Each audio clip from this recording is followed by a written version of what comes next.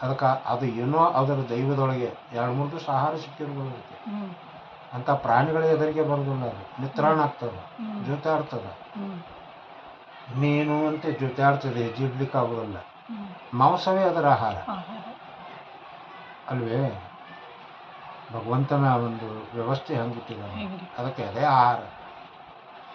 ಆಮೇಲೆ ಜೊತಾಡ್ತದೆ, ಒಂದು ಮರದ ನೆರಳಿಗೆ ಬರ್ತದೆ. ಮೇಲೆ ನೋಡ್ತದೆ 10-20 ಕೋತಿಗಳು ಕೂತಿರ್ತಾವಲ್ಲ. ಇದು ಅಲ್ಲಿ ಹೋಗ್ಲಿಕ್ಕೆ ಆಗೋಂಗಿಲ್ಲ, ಅವು ತಳಕ್ಕೆ ಬರೋದಿಲ್ಲ. ಅದೊಂದು ಕೋತಿ ಆದರೆ ಅದರ ಹೊಟ್ಟೆ ತುಂಬುತ್ತೆ ಮತ್ತು ಉಳಿಯುತ್ತೆ. ಅವಾಗ ಒಂದು ಕೆಲಸ ಮಾಡುತ್ತೇವೆ, ಮೈಯೆಲ್ಲ ಬಿಗಿ ಹಿಡಿತದೆ.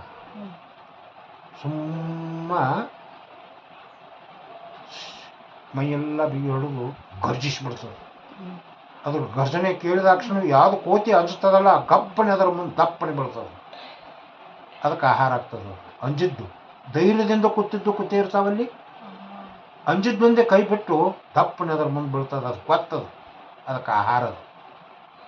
ಹಾಗೆ ಈ ಜಗತ್ತು ಏನಿದೆ ಅಲ್ಲ, ಬರೀ ಭಯಕ್ಕೆ ಒಳಪಡಿಸ್ತದೆ, ಬರೀ ಚಿಂತೆಗೆ ಒಳಪಡಿಸ್ತದೆ. ಅಂಜುವರನ್ನ ನುಂಗ್ಲಿಕ್ಕೆ ಹೊಂತದೆ ಇದು, ಅಂಜುವವರನ್ನು. ಅದಕ್ಕೆ ನಾವು ಭಯಕ್ಕೆ ಒಳಪಡಬಾರ್ದು ಮಗ. ಭಯಕ್ಕೆ ಒಳಪಟ್ಟು ಅಂತಂದರೆ ಸೋತ್ಕೊಂಡ್ಬಿಡ್ತೀವಿ. ಕೈ ಬಿಟ್ಟು ಕೋತಿ ಅಂತ ಅದರ ಬಾಯಿಗೆ ಆಹಾರ ಹಾಕ್ತೀವಿ ನಾವು. ತಿಳ್ಸಪ್ಪ, ಇಲ್ಲಿ ಅಂಜುವವರಿಗೆ ಚೆನ್ನಾಗಿ ಬದುಕಲಿಕ್ಕೆ ಅವಕಾಶ ಕೊಡೋದಲ್ಲ ಅದು ಭಯ. ತಿಳ್ಸಪ್ಪ, ಕೈ ಬಿಟ್ಟು ಕೋತಿ ಹಂಗೆ ಹಾಕ್ತೀವಿ ನಾವು. ಅದಕ್ಕೆ ಧೈರ್ಯಂ ಸರ್ವಕ್ಕೂ ಸಾಧನೆ. ಹೆದರದಿರು ಮನವೇ, ಸುಮ್ಮನೆ ರಾವು ನಮ್ಮ ಮನಸ್ಸಿಗೆ ನಾವೇ ಹೇಳೋದು. ಇದೇ ಜ್ಞಾನಿ ಇರಬೇಕೆ ಮಗ. ಸುಮ್ಮನಿರೋ, ಏನೋ ಹಂಗಾತು, ಹಿಂಗಿತ್ತು, ಮುಂದೆ ಹಂಗಾಗೋದು, ಹಿಂಗೆ ಚಿಂತೆಗೆ ಬಿತ್ತು ಒಳಗಿನ ಕಣ್ಣು ತರ್ತದಲ್ಲ. ಚಿಂತೆಗೆ ಯಾಕೆ ಬೀಳ್ತೀಯ? ಮೊದಲಿನಂಗೆ ಕಣ್ಣು ತಕೊಂಡು ಕೂತೀನಿ ಇಲ್ಲಿ. ನೀ ಏನೇನು ನಡೆಸಿದೆ ಎಲ್ಲ ನನಗೆ ಗೊತ್ತು. ಸುಮ್ಮನೆ ಇರು ನೋಡು, ಸುಮ್ಮನೆ ಇರು. ಬರುವಾಗ ಏನು ತಂದೀಯ, ಹೋಗುವಾಗ ಏನು ಒಯ್ತೀಯ? ಯಾರು ಇಲ್ಲಿ ಬರುವಾಗ ತೊಗೊಂಡು ಬಂದಾರೆ, ಯಾರು ಒಯ್ತಾರೆ? ಬರಗೈಲಿ ಬಂದು ಬರಗೈಲಿ ಹೋಗೋದದ. ಇದು ಮಾಯಾ ಜಾತ್ರೆ ಅದ. ಯಾಕೆ ಹೋಗ್ಕೋತೀಯ? ನೀನು ಕೆಡ್ತೀಯ, ನನ್ನ ಕೆಡಿಸ್ತೀಯ. ಸುಮ್ಮನೆ ಇರು ಅಂತ ಮನವನ್ನು ಭಾಳ ಸುಮ್ಮನೆ ಇರಲಿಲ್ಲ ಅಂದ್ರೆ ಭಗವಂತನ ನಾಮವನ್ನು ಅದರ ಬಾಯಿ ಹಾಕೋದು. ಮಗು ಅಳಾಕೈತಂದ್ರೆ ಮಲಿಯನ್ನು ಅದ್ರ ಬಾಯಿ ಹೇಳ್ಕೊಳ್ಳೋಣ, ಗಪ್ಪ ಆಕೈತಿ. ಹಂಗೆ ಅದಕ್ಕೆ ಭಗವನ್ ನಾಮಸ್ಮರಣೆ ಪಟ್ಟ. ಭಗವಂತನ ನಾಮಸ್ಮರಣೆಯಲ್ಲಿ ಒಂದ ಕಡೆ ಉಳಿತದೆ. ಅದನ್ನು ಬಿಟ್ಟು ಅಂದರೆ ಓಡಾಡಕ್ಕೆ ಶುರು ಮಾಡ್ತದೆ. ಜಗತ್ತು ಒಂದದ, ಭಗವಂತನೂ ಒಬ್ಬ ಅದಾನೆ. ಆದರೆ ಭಗವಂತನ ಸ್ಮರಣೆಯಲ್ಲಿ ಮನಸ್ಸು ಒಂದ ಕಡೆ ನಿಂತಂಗೆ ಜಗತ್ತಿನ ಸ್ಮರಣೆಯಲ್ಲಿ ನಿಲ್ಲುವುದಲ್ಲ. ಜಗತ್ತು ಒಂದೇ ರೀತಿ ಇಲ್ಲ. ಅದರ ಪಾತ್ರವನ್ನು ಬದಲಾಯಿಸ್ಕೊತ ಹೋಗ್ಬಿಡ್ತದೆ. ಅದಲು ಬದಲು ಶುರು ಆಗಿಬಿಡ್ತದೆ ಜಗತ್ತಿನ ವಿಚಾರದಲ್ಲಿ. ಭೂತಕಾಲೂ ಬರ್ತದೆ, ಭವಿಷ್ಯತ್ ಕಾಲೂ ಬರ್ತದೆ. ಅದೇ ಭಗವಂತನ ಸ್ಮರಣೆಯಲ್ಲಿ ಮನಸ್ಸು ಒಂದ ಕಡೆ ನಿಲ್ತದೆ.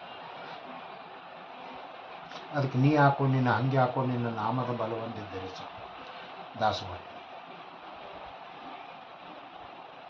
ಅಂತೂ ಹೆಂಗರೆ ಮಾಡಿ ಅದನ್ನು ಕಬ್ಜಾ ತಗೋಬೇಕು ಮಗ. ನೀವು ಭಾಳ ಕಾಡಾಕಿತ್ತು. ನಾಮಸ್ಮರಣೆ ಮಾಡಿ ಮಗನೇ. ಈ ಊಟಾಭ್ಯಾಸ ಮಾಡಕ್ಕೆ ಹಚ್ತೀವಲ್ಲ ತಪ್ಪಿದ ಕೂಡಲೇ ಆ ಮಾಸ್ತರು ಊಟಾಭ್ಯಾಸ ಮಾಡಕ್ಕೆ ಹಚ್ತೀವಿ. ನಿಮ್ಮ ತಪ್ಪು ಅರ್ಧತ್ತೆ ಹಂಗೆ ಓಂ ನಮ ಶಿವಾಯ ಹಂಗೆ ಭಗವಂತ ನಾಮಸ್ಮರಣೆ ಮಾಡು ಮಗನ, ಮಾಡು ಮಗನ, ಮಾಡು. ಹಿಂಗೆ ಭಗವಂತನ ಸ್ಮರಣೆಗೆ ಹಚ್ಚಿ ಮನವನ್ನು ಕಬ್ಜಾ ತಗೋದು. ಇರಲಿಲ್ಲ ಅಂತಂದರೆ ಅದು ನಮ್ಮನ್ನು ಸುಮ್ಮನೆ ಇರ್ಬೋದಿಲ್ಲ ಮಗ. ಸುಮ್ಮನೆ ಸತ್ತವ್ರನ್ನ ತಂದಿಟ್ಟು ಅಳಕ್ಕೆ ಹಚ್ತದೆ, ಇದ್ದವ್ರನ್ನ ಸತ್ತಂಗೆ ಮಾಡಿ ತೋರಿಸಿ ಭಯಕ್ಕೆ ಒಳಪಡಿಸ್ತದೆ. ನೋಡು ನೀನು ಅದರ ಆಟನ.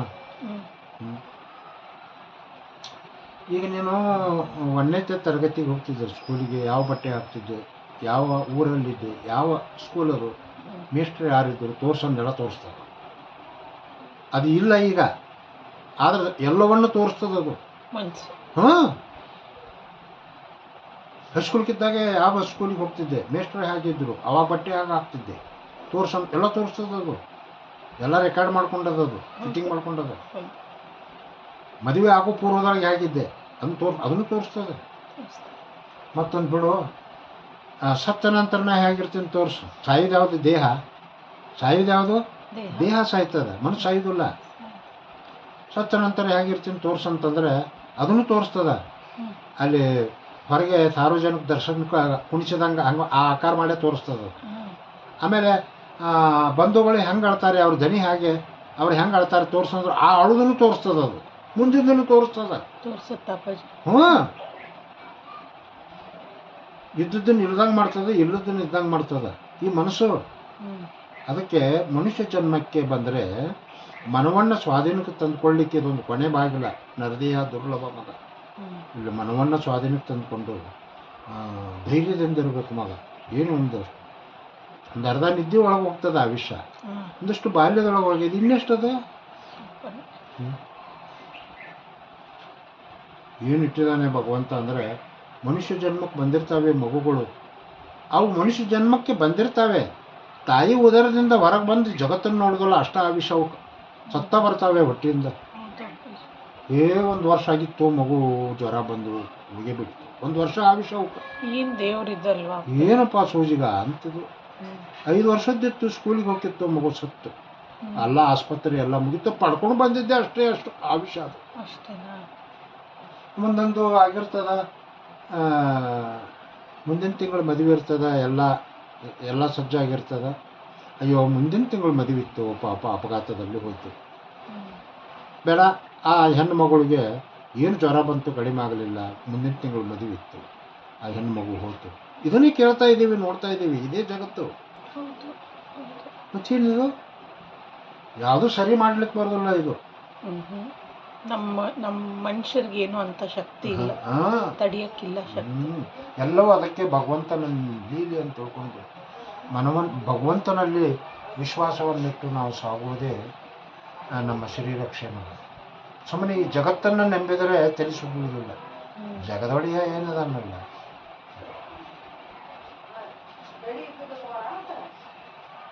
ಈ ಸೂರ್ಯ ಭೂಮಿಗಿಂತಲೂ